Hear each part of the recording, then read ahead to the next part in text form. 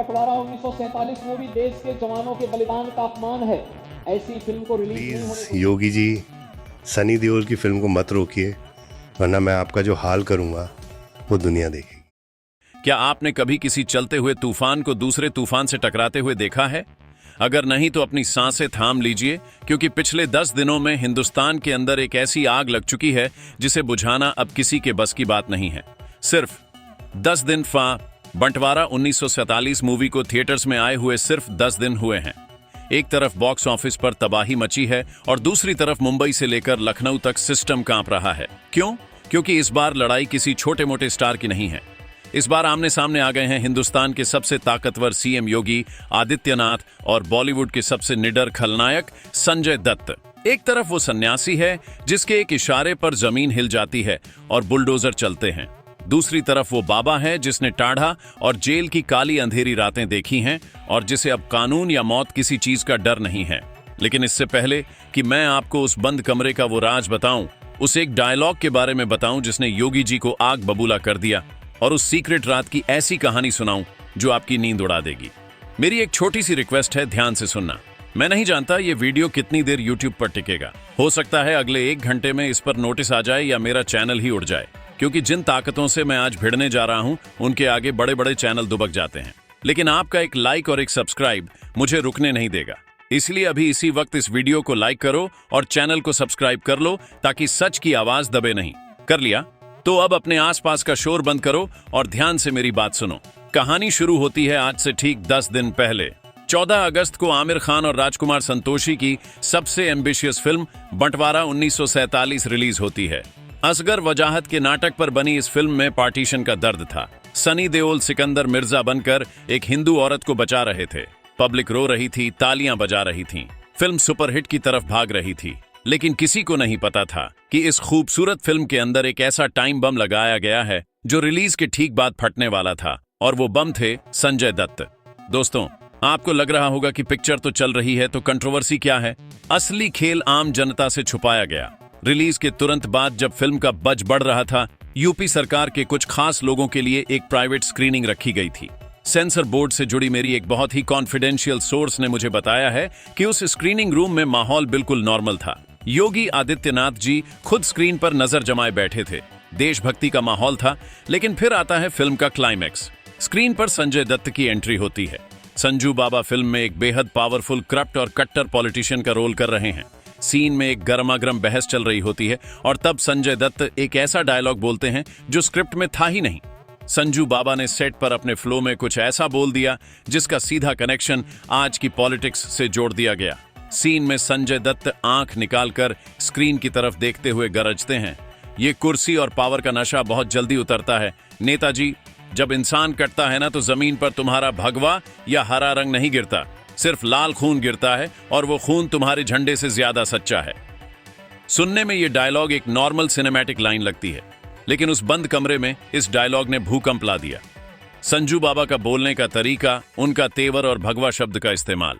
योगी जी को यह बात सीधी छू गई। उन्हें लगा कि एक हिस्टोरिकल फिल्म की एड में संजय दत्त अपनी खलनायक इमेज का फायदा उठाकर उनकी सरकार और उनकी आइडियोलॉजी को निशाना बना रहे हैं। सन्नाटा।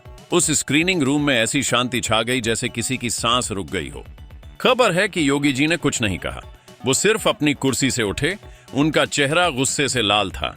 उन्होंने अपने एक बड़े अधिकारी की तरफ देखा और सिर्फ इतना कहा, यह आदमी अपनी औकात भूल गया है। इसे बताओ कि जब पुरानी फाइलें खुलती हैं तो अच्छे अच्छे माफियाओं का पसीना छूट जाता है। और उसके बाद वो वहां से निकल गए। बूम।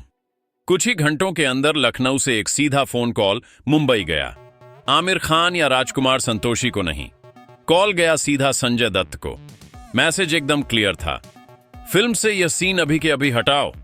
मीडिया के सामने आकर हाथ जोड़कर माफी मांगो, वरना यूपी में बंटवारा 1947 का एक भी शो नहीं चलने दूंगा।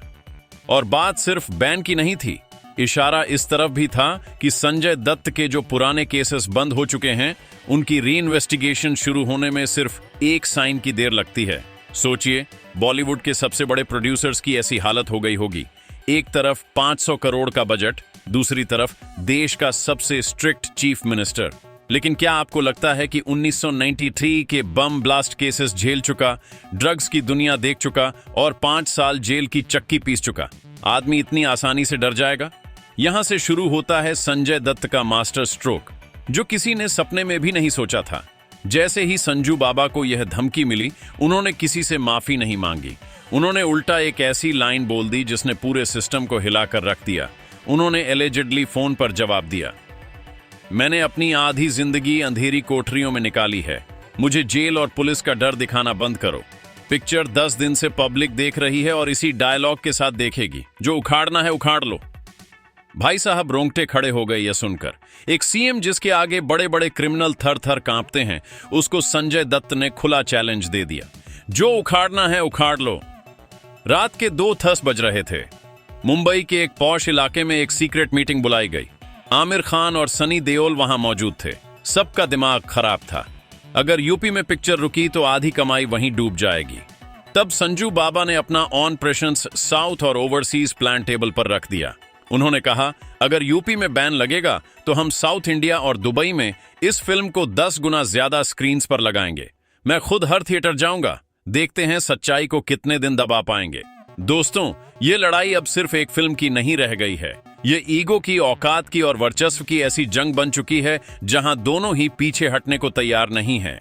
योगी जी अपना फैसला नहीं बदलते, ये पूरी दुनिया जानती है, और संजय दत्त झुकना नहीं जानते। ये बॉलीवुड का हर बच्चा जानता है। मेरे सोर्सेज बता रहे हैं कि लखनऊ में पिछले 24 घंटे में पुलिस ऑफिशियल्स की एक हाई लेवल मीटिंग हुई है। फाइलें मंगवाई जा रही हैं। दूसरी तरफ संजय दत्त भी अपने लीगल टीम और पॉलिटिकल कनेक्शंस के साथ तैयार बैठे हैं। किसी भी वक्त अगले 24 से 48 घंटे के अंदर एक ऐसी खबर आने वाली है जो न्यूज चैनल्स पर आग लगा देगी। हो सकता है अचानक से यूपी के थिएटर्स से बंटवारा 1947 के पोस्टर फाड़ दिए जाएं, या हो सकता है संजय दत्त को पुलिस का नोटिस आ जाए। आप ध्यान से सोचिए, अगर संजय दत्त दोबारा गिरफ्तार होते हैं तो क्या आम जनता सड़क पर उतरेगी?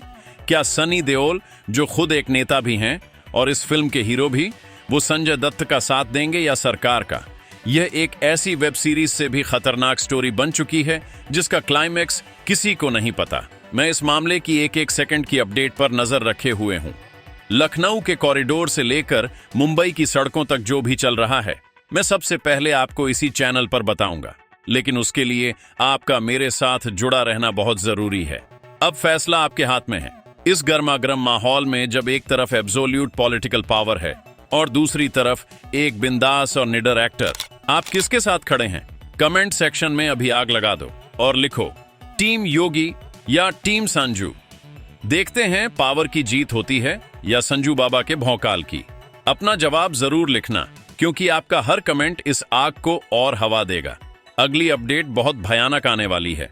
तब तक के लिए सतर्क रहिए और स्क्रीन पर नजर बनाए रखिए। असली खेल तो अब शुरू हुआ है। जय हो।